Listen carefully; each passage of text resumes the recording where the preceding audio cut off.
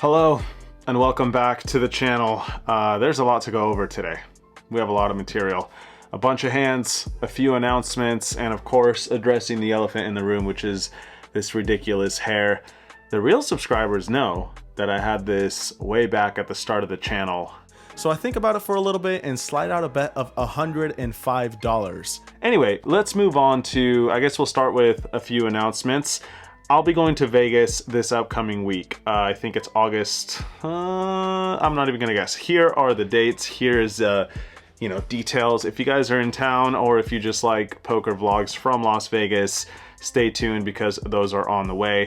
Secondly, if you're watching this video the day it comes out, I believe it's a Tuesday, I'm having a meetup game, an online meetup game, and it's on Clubs Poker. So if you want to play, that is going to be tonight. It starts at 5 p.m. Pacific. It's going to be 1-2, no limit. Real money, completely legal. It's going to be streaming on my YouTube channel, so you guys have the chance to appear on there as well. Lastly, before we get to the poker, I swear there's a lot of poker today. I'm going to San Antonio, not Austin, San Antonio. I'm putting together a 25-50 game at the San Antonio Lodge on Saturday, August 30th. If you guys want to join, again, here are the details for that. If you're in the Texas area, August 30th, come gamble. It's going to be a really fun game, and of course, I'm going to vlog that as well. But that's enough yapping. You guys are probably sick of hearing me talk. So without any further ado, let's get into my week of poker, which I feel like I say this a lot, but it really was the absolute craziest week for me. I played the biggest game of my life, I'm pretty sure, on Friday at Hustler, and then Wednesday, just a few days prior, was the All-Star game, which is like a fan voting thing, you know, where like the players are elected into the lineup, or so they say. But anyway, that game was also extremely violent. So yeah, without giving too much away, let's get into the hands. There's a bunch of them today, so bear with me, and I'll check in with you guys after. Here we go.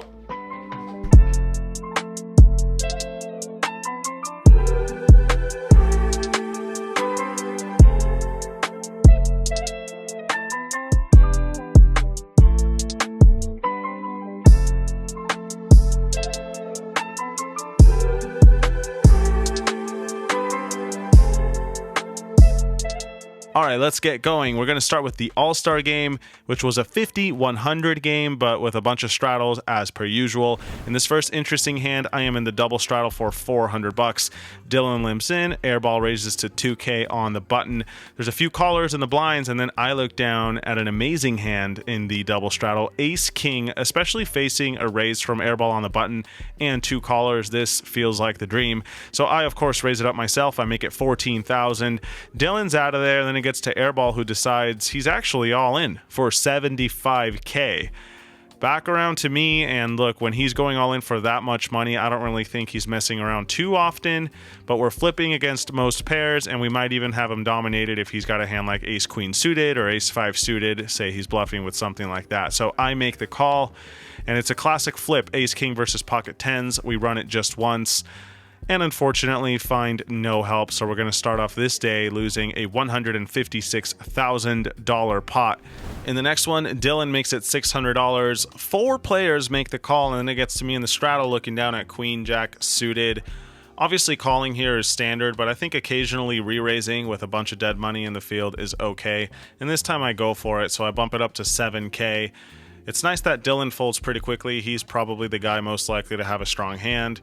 Airball, Brittany, and Peter all fold as well. But then it gets to Henry in the big blind. He's the last player to have made the call pre-flop, and he decides to stick around for this 7K. So we go to a flop, which comes down 10-6 deuce. Bear in mind we are in position.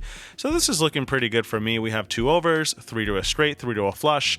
And given the pre-flop action, I don't think Henry's ever going to be super strong. At most, some sort of pocket pair maybe. So when he checks, I decide to continue betting. I'm going to size up a little bit just like I would with my over pairs on this kind of board. So I make it $10,000 to go, around 2/3 pot.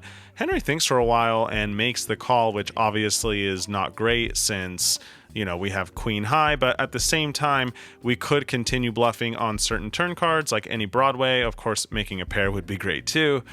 The ace is about as good as it gets, I think. After the $10,000 call from Henry on the flop, I don't think he's going to have an ace almost ever. So when he checks, I decide to go for it. Maximum pressure on whatever pocket pairs he might have, or say he's got a hand like, you know, a 10, something to that effect. Of course, I had no idea that Henry actually had ace-5 and turn top pair, so given that, it's probably not going to work, and sure enough, Henry makes the call. We're pretty much drawing dead unless we can hit a king, but it doesn't come on either river. We do run it twice, and we lose a $105,000 pot this time after the aggressive queen-jack play, which I think was okay, but definitely does not work out this time. This one here is not going to have a whole lot of analysis. Long story short, 3-coin goes all in, and I'm happy to give him action. Randy and I always battle whenever we're in games together, and by battle, I mean just give each other ridiculous amounts of action. So with King 10, I toss in the money, and I'm happy to see that we're up against King 3. That's about as good as it gets with King 10 offsuit. All in pre-flop. We go for 2 boards. First one works out. Second one looks very good all the way to the river, which is a 3. So yeah, we end up chopping this one. Nice hand 3-coin. A few rounds later, this hand comes up where I open it up with ace queen. Rampage makes the call, and then airball raises to 3,000 on the button. Back around to me, and definitely not going to fold ace queen. Could even raise sometimes, but I decide to just call. Rampage is out of there, and we go to a flop of ace 6 deuce rainbow. Obviously, we have a very strong hand here, but it's bad news because airball has pocket aces. I check, and now he bets pretty small, $2,000. I think against such a small bet, it's okay to check raise some strong top pairs from time to time. It's obviously not the standard play, you could say, but this time I do decide to do that since his bet is just so small. So I make it 7,000. Airball makes the call. I'm still feeling pretty good about this. Turn card is a 6, which is an interesting one. Should generally favor me after calling on the flop, but once I check raise the flop, I don't think it's that great. So I decide to now check. Airball does not because he has the nuts, so he puts in 5K. I make the call, not going to raise again, and obviously not going to fold. River comes a deuce, shouldn't really change much. I check again, and now airball fires 10,000 into the middle. I guess fires is a strong word. He's only betting a third of the pot size. I obviously make the call right away, and we get the bad news that the case ace made its way onto this board.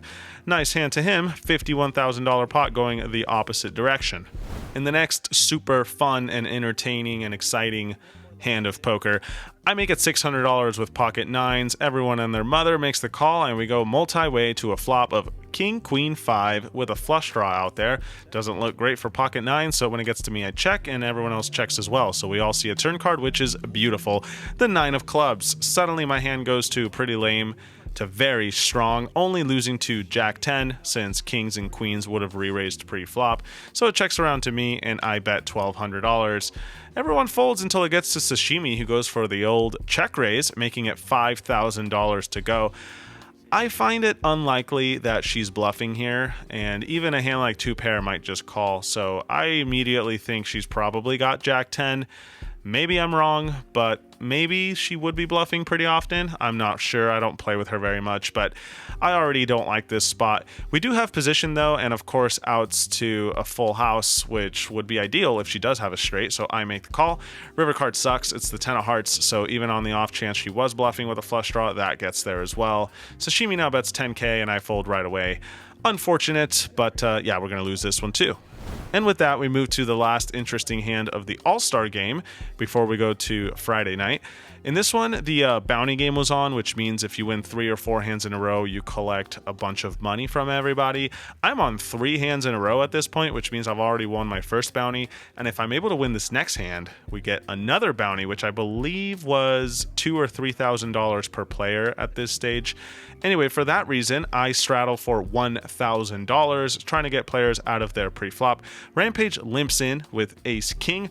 He's getting a little sneaky. Peter also calls in the small blind. Henry calls, and I look down at queen 4 offsuit. I'm okay with squeezing some hands. This definitely is not one of them. So I decide to just check and see what happens. And what happens is a beautiful flop of queen 4-3 rainbow. We flop top 2 in a very disguised situation. I mean, how is anyone going to believe that I have anything? Peter checks, Henry checks, and I decide to check, which is not normal. I think a bet here is in order. But my reasoning was I probably have all the value hands locked up since we have removal to a queen and a 4, and Rampage might just bluff behind me, so I decide to check. And sure enough, Rampage does put in a bet of $2,000. Unfortunately, his ace-king trap did not work pre-flop, but perhaps he's trying to make it work now. Now it gets to Peter in the small blind, and he puts in a check raise to $8,000. Henry folds, and when it gets to me, it's kind of weird, right? Because we're facing a bet and a check raise. It seems like no matter what I do, it's going to look pretty strong. If I call, we have the benefit of perhaps leaving Rampage in the pot with a worse holding, and of course allowing Peter to continue bluffing if he is doing that. Whereas if I were to raise, we can maybe get some value from a hand like Queen Jack, if maybe that's what either of these guys have. So two sides to every coin. In this case, I decide to just call since I have position against Peter, and I'm not too worried about Rampage having me beat. So I toss in the 8K. Rampage also comes along, and we see the 10 of diamonds on the turn. Should be no cause for concern unless someone has a hand like Queen 10, but that seems unlikely. Peter doesn't slow down, though. This time he puts $24,000 into this pot. Not worried about getting called by two players on the flop. He continues, and you got to tip your cap to the guy. He's fearless. He's just got an open ender and continues bluffing. Back to me now, and look, similar to the flop, no matter what I do, it's going to look very, very strong. And I'm not going to lie, a small part of me was concerned with pocket threes. I think it's very possible that Peter would play pocket threes this way. Again, you could call or raise. I have position against Peter, so I like just a call here. He's prone to bluffing. We all know that, and I don't want to shut that down on the river. So I make the call once again, and Rampage also makes the call. So now I'm like, wait, am I in trouble? Probably not. I guess if he had a set or two pair, he would have raised. So not sure what Rampage is up to, but he makes the call, and we see a river, which is not the best card. It's a 7, the 7 of hearts. The backdoor flush does miss, but the obvious straight draw gets there, 6-5. Granted, there are also some other straight draws like ace deuce, ace 5, 5 deuce is another open ender. So sure, the obvious one gets there, but still plenty of, draws that don't. Peter, for the third time, though, decides to pile some more chips into the pot, except this time he's got it. As you guys can see, he's river the nuts. And once again, I've gotten a little unlucky, or a lot unlucky, depending how you look at it. But he puts in $46,000, and given how good the price is, the fact that the bounty game is on, and my hand is just pretty good, like we're even beating some value hands if he's got queen 3 or 4-3 suited, whatever. I don't think folding here is a great play. This is just one of those spots where calling seems standard, and sometimes you're going to lose. So I make the call, Rampage does not, and sure enough, we get the bad news as Peter flips over the nuts. Nice hand to Peter, and yeah, that was the last noteworthy hand I played on this night. You probably noticed I lost almost every single one. Let's see if night number 2 brings us any help. We're going to start this one off with ace queen of spades. Keep in mind, this game is way bigger than the one on Wednesday. It's 100, 200, but we quickly changed it to 200, 400 with occasional $800 straddles. So yeah, pretty out of line. Anyway, I open up the action to $2,000 first to act and get called by Airball on the button, as well as Brittany in the big blind. We go 3 ways to a flop of queen 9 deuce. We got top pair, top kicker, or top as some would say. So I decide to continue betting. It's not rocket science. I get called in both spots though, which is not necessarily great, especially when the turn is the king of spades. Jack 10 gets there, and of course, gutters like king jack or king 10 also improve. Brittany checks, I check, and now Airball checks it back. River is another 9, so now we also lose to that if someone by chance called the flop with a 9. Brittany now bets $22,000, which is over the size of the pot, and I kind of just don't think about it too long. Let this one go, thinking we're probably beat. Airball also folds, and sure enough, she had a straight. In the next one, Rampage opens up for $1,500.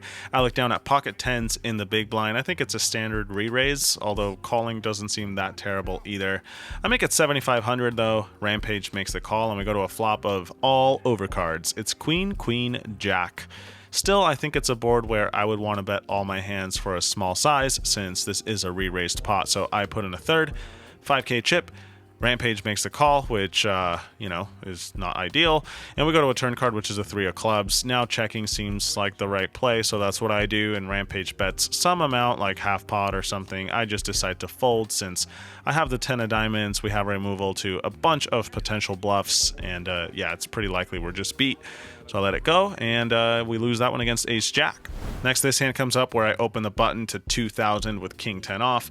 Peter makes it 7,000 in the small blind, and I decide to make the call, see what happens. We have position, and Peter can be pretty wild at times. So I continue, and we go to a board of king 6-3 with 2 hearts. Looks okay. We have top pair, backdoor flush draw, not too bad. Peter continues with a bet of 7,000. This doesn't necessarily mean much, at least not yet, so of course I make the call, and we go to a turn card, which is a 9, the 9 of clubs. Peter checks, and now I decide to just check it back. Could bet sometimes, but I'd rather let Peter potentially bluff the river, so I just check back. River card is another 9. It's the 9 of hearts, so it does bring in the flush, but considering that he checked on the turn, I think it's very unlikely that he had a flush draw. I feel like he almost always would just continue betting the turn if he did have hearts. So I'm not too worried about this river. Peter checks again, and now I think it's okay to go for some value. He could have some small pairs. He could have a hand like 6-5 suited. He could have ace high that gets a little curious. You know, he's beating hands like 5-4 or whatever. So when he checks, I bet $12,000. And now Peter thinks for a while before putting in a massive check raise up to 100K. Not a fun spot now with king 10, but I try to ignore how big the amount is in terms of dollars and just think about it like chips. Try to, reverse engineer the hand and see what's going on here. And the more I think about it, I'm just not really understanding what hands he would have aside from pocket kings, maybe. But a 9, I think he would have bet on the river. A flush, he would have continued bluffing with a flush draw on the turn, like I said. And of course, ace king or aces is probably not going for a raise like this. So it's really not representing very much. I also think if he had trip 9s, he might have just bet the river, or maybe check raised a little smaller because he does lose to a flush, which I could have. So yeah, I can't really assign him any hands, and usually when that's the case, I tend to just call. I do have the 10 of hearts, so a little less likely he's got a flush. I also have a king, so very unlikely he has pocket kings. And yeah, just not really losing to a whole lot of hands. So even though the amount is huge, I think it over for a while and decide to make a little bit of a light call. But it is Peter, and I think it's fine to give him action whether he has it or not. Especially if the spot is close, I tend to put the chips in. So that's what I do this time. And we are wrong. We end up losing a massive pot, nearly $250,000 going the wrong direction, which is unfortunate because after Wednesday, this hand hurts. We're suddenly stuck a ton of money in just 2 days of play. And tonight just started. There's 5 more hours coming, and anything could happen. Moving on to this next one where airball opens to 2,000. I'm in late position with king jack offsuit and decide to put in the re-raise. I make it 7,000. Offsuit king jack I think is a good candidate to do this with from time to time. Certainly not every single time, but we have it on display here. I make it 7K. Back around to airball now, and he thinks for a little bit, counts out his stack, and then puts in a raise. He makes it 27,000. Now at this point in the hand, I feel like I should get into a little bit of the background behind this hand. And the main thing is airball has had it against me pretty much since we started playing together. He's always ran very, very hot in pots against me, and there's this like running joke that he doesn't really ever bluff me because he always has good hands. And I thought maybe it was playing into this play from him a little bit, where perhaps he was trying to just, steal this one away with some small suited ace or a hand like 10-8 suited or whatever random bluff he might 4-bet with to 27K. Granted, it's still possible he could have strong hands, but I have some removal to pocket kings, ace king, pocket jacks. So yeah, I don't think it's the worst candidate to fight back with. Again, this is a very low frequency thing. It looks a little bit ridiculous when you take it out of context, but once in a very blue moon, I like to use this hand as a 5-bet bluff. And this time I thought it was a good idea to do so. Unfortunately, I stepped in it here because once more, airball is not playing crazy. He actually has it with ace king of hearts, and that's about as bad as it gets. That's even worse than him having queens. We're completely dominated here, and yeah, he flops an ace, and just like that, we essentially give away 6 figures again, $114,000 going the wrong direction, and this one was certainly unnecessary. I don't think I hate it per se, But if you just never do stuff like this, that's fine. And you could argue that this is way on the wrong side of the line of, you know, giving action and being good for the stream, because it's quite an expensive hobby at this point. So yeah, some run bad, some play bad here, but the night is young. We add on some chips. I'm in for a bunch at this point. $700,000, I believe, was the amount I bought in for. And yeah, that's a ton for me and my usual games, but I just felt like this was a good lineup and it was a good opportunity to perhaps win a lot of money back. So here we go. Let's move on to this next one where the stand-up game was on, which means you're looking to win a hand to avoid paying everybody. It gets to Brittany and she just open jams the button for 30K. I look down at ace king suited in the small blind. Anything I do is going to look strong. It's another one of those spots. Her all-in is so big, $30,000, that if I raise, it'll just look like I have it. And if I flat, it'll also just look like I have it. I decide to call this time and see if Peter or Rampage behind me want to get out of line or something, but they both fold, and I end up flipping against Brittany for 60K. But it's not much of a flip because the flop just brings her a 3. So yeah. We're going to need some help. It does not come, and we lose this flip as well. Next, this hand develops where Jeff opens up from late position, and I look down at king queen suited. Pretty standard re-raise in the blinds, so I make it 15,000 against his button open. As you can see, he's got 7-5 off, which makes some sense. He's on the button. Stand-up game is on. People are opening pretty wide. Unfortunately, Peter's got queens on my left and decides to just flat call. I thought that was interesting. Wasn't sure exactly what to make of that. Jeff folds the button and we go heads up to a flop of 994. Given that he flat called my 15K raise, I feel like he's never going to have that strong of a hand. Mostly pocket pairs or maybe stuff like ace 10 suited or, you know, things like that. For those reasons, I decide to continue betting. I bet half pot, 15K. Worth noting, I'd also do this with all my overpairs, so there's that. Peter makes the call, which obviously isn't great, and my plan here is to probably continue bluffing if we get some good turn cards like a club or any sort of picture cards, an ace perhaps, but the 6 of spades definitely is not it. He could have all sorts of pocket pairs still that aren't going to fold, and he might even have pocket 6s once in a while, so I check, essentially giving up. Peter now bets some amount, and I fold right away. This wasn't really that meaningful of a pot, but take a look at how big this game is playing. I mean, he takes down like $30,000 and then some in a simple hand before we even see a river. I mean, the swings here are pretty amazing. Let's move on to the next one where I've got Jack 9 of spades, and once again we're going to be battling versus Peter. Here this hand develops where airball opens the button for 3,000. Brittany calls in the small blind and I look down at Jack 9 suited, like I said. You know, this is one of those spots where it's a nice candidate to put on the squeeze. Airball is going to be raising light. Brittany is never going to have that strong of a hand after just flatting. And Jack 9 suited is a nice candidate to balance out the strong stuff with. You got to be careful not to do it super often because you can quickly get super out of line, but I think once in a while is fine, and that's what I do this time. I make it 16K. Peter thinks for a bit and cold calls again, so very similar to the previous hand. Airball and Brittany both fold, and we go heads up to a board of 8-7-3, no spade in sight. Again, this is not the best flop, but I do have a draw to the nuts, I guess. If we can hit a 10, that's not a heart. And of course, 2 overcards never hurt. So I throw in $30,000. I think a big bet is in order in this kind of board texture. I'm going to be checking pretty often, so I don't want to bet all my hands for a small size. Peter calls this $30,000 bet, which I certainly don't love, but then the turn comes the jack, so we have top pair. 10-9 gets there, but not only do I have a 9, I think he might even raise 10-9 at some frequency on the flop, so I'm not too concerned with it. There are so many draws available now, though, that I think he's most likely going to be bluffing if I check to him instead of value betting, so that's what I do. I check it over, and Peter, sure enough, takes the bait as he slides in a bet of $30,000. Now, what do we want to do here with Jack 9? I think it's very likely he's got some sort of draw or just a bluff like the one he's actually holding here. So for that reason, I don't know if I want to just call out of position with a hand as vulnerable as mine. There are so many rivers that are going to suck. And if I make this call, the pot's going to be 160K or something like that.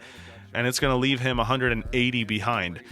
These amounts are ridiculous, but when you do the math, that's not very much compared to the pot size. He's essentially going to have a pot-sized bet remaining. So I think I want to just commit him with all his draws if that's what he's got. And if somehow he's got me beat, so be it. I'd rather deny equity from a bunch of good hands he could have here, like combo draws and stuff. So I announce all in, which is certainly not the most fun play to make with a hand like mine, but I think it's fine. Peter pretty much folds right away, which lets me know he actually didn't have much of a draw. And as you guys can see, he just had ace queen off. But I think if he had a flush draw or maybe even an open ender, he would have called. So yeah, don't hate this play, and it works out. We end up winning $82,000 back, which is certainly a step in the right direction. But then this hand comes up where I've got ace 10 suited. I open it up for 1100, get 3 callers, and we go to a flop of 10-5 deuce with a single spade. Top pair, top kicker looks pretty good.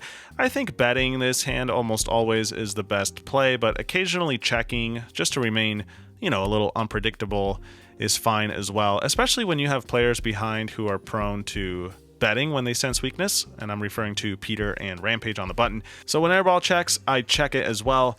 Peter checks too, and now Rampage bets $1,500 on the button.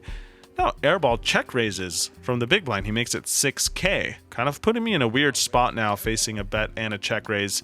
Because even though top pair, top kicker is generally a strong hand, we're super deep here, and if we're up against pocket 5s or pocket 2s, we're in some serious trouble. However, folding at this point just seems ridiculous too, so I decide to just call. Peter also calls the 6K now, which I definitely didn't expect, and now Rampage, the guy who bet the flop, folds. Really weird developments so far, but all I know is the turn gives me the nut flush draw, the 8 of spades, and it shouldn't really change anything at all. Neither of these guys are going to have pocket 8s. 10-8 suited, I guess, is possible, but also super unlikely. I love this card, to be honest. Airball seems to love it too, though, because he now bets $18,000 fearless after getting called by 2 players on the flop. I, of course, am not going to raise because that's just kind of over-repping my hand and not going to fold. So I make the call. Peter thinks for a while, and even though he turned a double gutter, he decides to get out of there. Now, of course, I had no idea what airball had, but it's nice to know I was in pretty good shape until the river comes, the 9 of hearts, giving him the stone cold nuts. And I guess the only silver lining in this pot is that he checks the river, and I decide to just check it back. I don't know if we're really getting called by worse, so yeah, I just turn it over, and he flips over the old queen jack. Nice hand, Nick. You win this one too. Let's go to the next one. I've got ace queen once more. I raise it up. Peter calls, and now airball squeezes from the big blind. 15K to go. I'm in position with ace queen. Could argue that another raise might be a cool play from time to time, but I think a call is more normal, and that's what I do this time. Peter gets out of there, and we go heads up to a flop of king queen 10. Mixed feelings about this one because even though we have middle pair and a straight draw, we could obviously be up against some hands that have us completely cooked.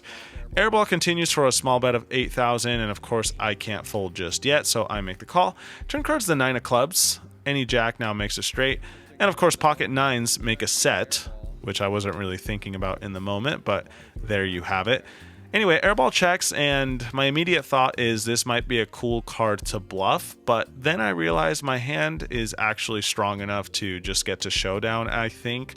We're beating hands like ace-10, we're beating 9-8 suited. So I check it back, and we get some help on the river. The queen of spades, giving us 3 of a kind. Now we're beating hands like aces, we're beating ace-king, we're beating a bunch of stuff. So anyway, airball bets a third of the pot size, 17K, and I think it's a pretty standard call against that size. He might be value betting a worse hand, and of course he might be bluffing from time to time too. So I make the call, and we lose again. He's got a full house, I've got 3 of a kind. His hand is better than mine, and last time I checked the rules, that means he wins. So there it is. Moving on to the next hand. Guess what I've got? Ace queen again. This time I have the diamond variety. Pretty damn strong, especially on the button.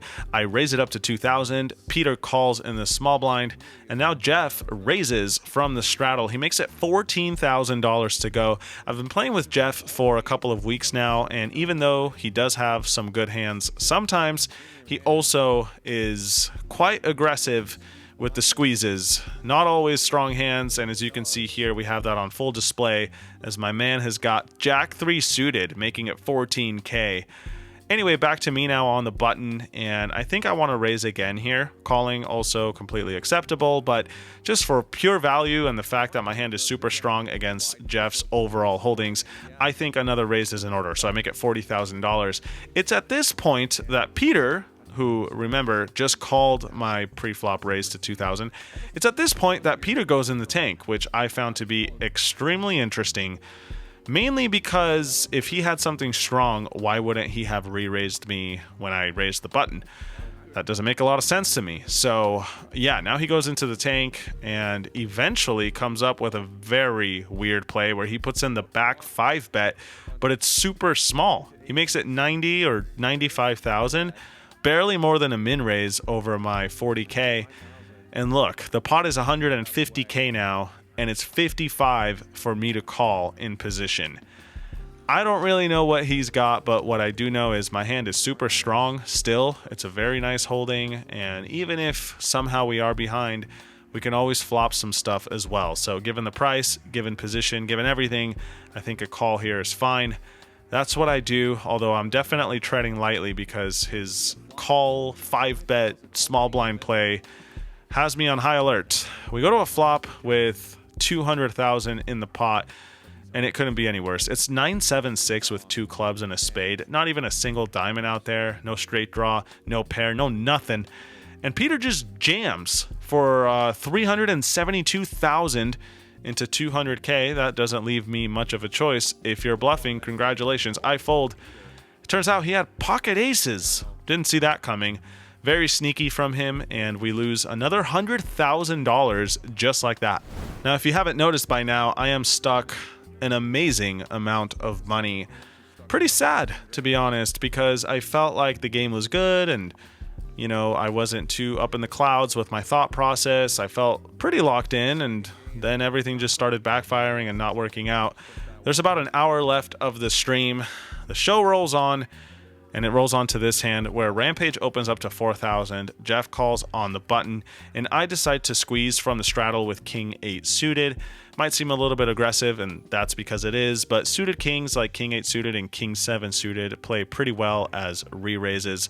Again, at the risk of sounding like a broken clock, this is not something I would do every single time. You know, in moderation. Everything's okay in moderation. You guys ever drank alcohol? You know what I'm talking about.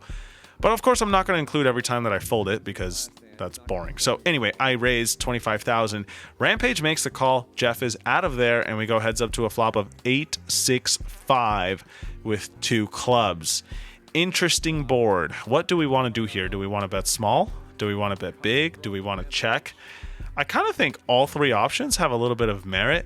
I settle on a small bet in the end, which looking back is probably my least favorite of all the options. I put 16,000 into the pot, and now Rampage springs it to action with a raise. It makes it $55,000 to go, and for whatever reason, maybe it's just all the hands we've played together, I just have this vibe that he was bluffing with something. Not that I necessarily think his bluffs are going to be bad. As you guys can see here, it's actually a very nice hand. He's got, you know, a straight draw, a flush draw, overcards, even though he doesn't know that. So yeah, it's not a bad hand by any means, but I just had this instinctive feeling that he does not have a made hand. And last time I checked, a pair is ahead of draws. So instead of calling, I decide to apply maximum pressure with an all-in, which is absolutely ridiculous for the sheer amount that I had, 345,000. If I had like 150K or something, I don't think it's that bad, but for this much money and the fact that he actually has me covered, this is probably one of the worst plays I've ever made. I'm just being real with you guys because look, we're making it so that we're only getting called by better hands and maybe a hand like, no, I can't even think of a worst hand that's gonna call. But I can think of a bunch of better ones. Like, what if I'm wrong and he's actually got pocket 6s? Or what if he's got like pocket 10s or something like that? I don't know. I could be wrong, right? So yeah, looking back, I really, really hate this play. And the only good thing about it was that Rampage, after a bunch of thought, ended up folding. even though he's got a draw to the nuts and a straight draw. I guess he just didn't want to get all the money in with a draw, and I guess you can't really blame him. I mean, when's the last time you called $337,000 with a draw? You know, it's not always fun. We ended up rabbit hunting, and if he had called, somehow this pair of eights would have held on both runouts.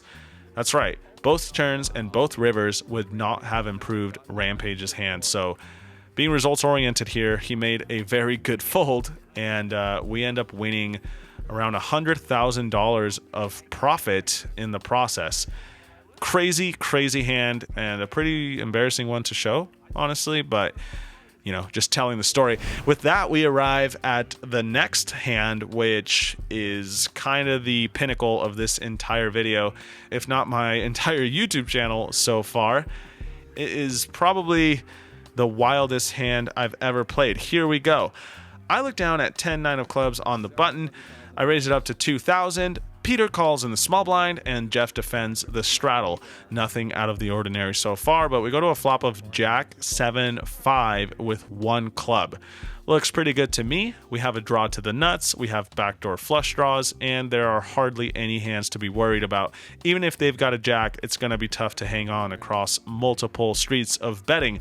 So Peter checks, Jeff checks, I put in 2,000, and now Peter check raises to $10,000. Jeff is out of there, and I look down at my hand just to confirm that, yep, an 8 would give me the nuts. Of course, calling $8,000 just to try to hit a single card is never very fun, but look at how deep we are. I've got 450,000 or so, and against Peter, you know, if he's got a set or something like that, we can double that entire stack. So I think it's worthwhile to see a turn, especially in position. And that's what I do. I make the call, and we go to the deuce of clubs, now improving me to a flush draw to go along with my straight draw. I don't think he's going to have a flush draw too often.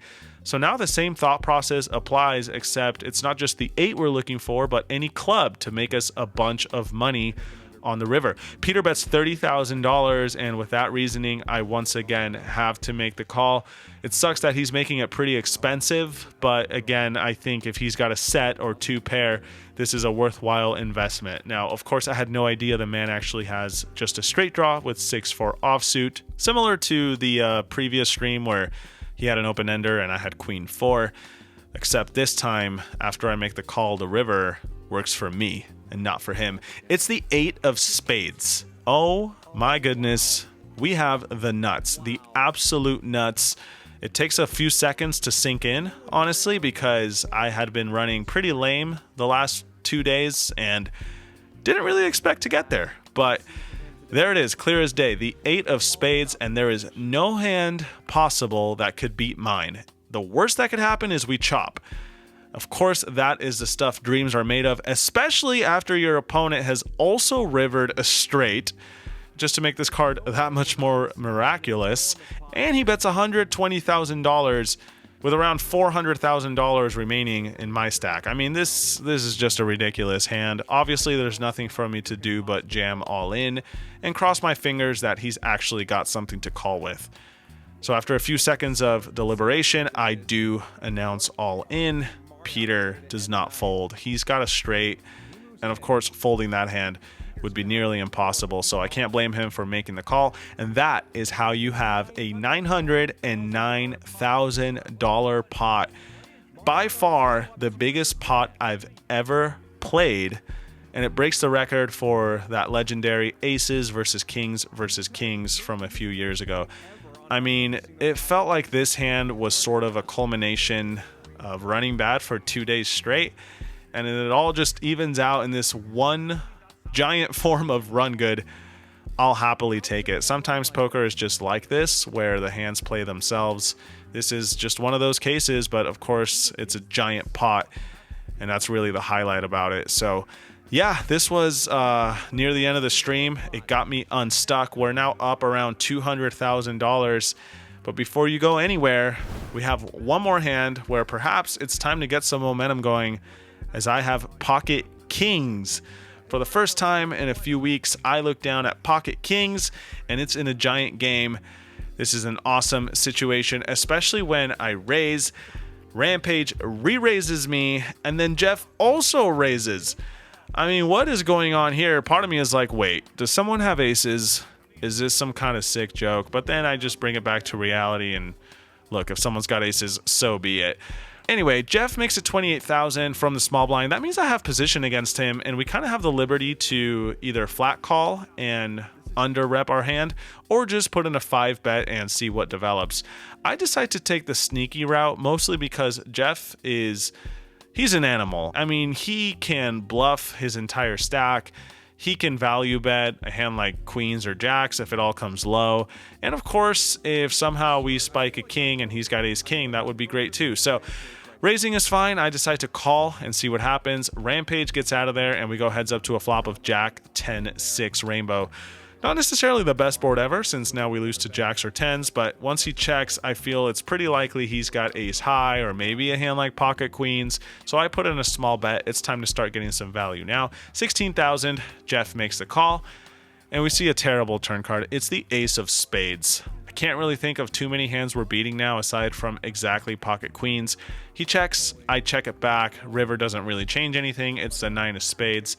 And Jeff now puts in a bet of around 1/3, $35,000. Very frustrating situation for me now, but kings is one of the worst hands I would have in this situation, given how it all played out.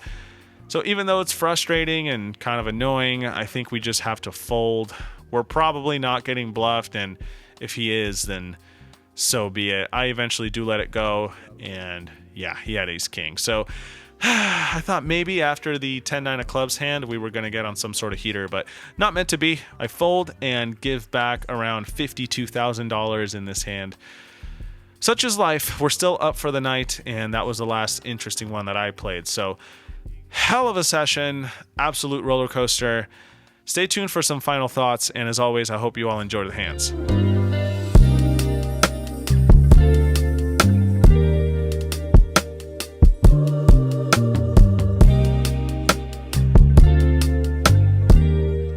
Right. I haven't ran that bad in a while.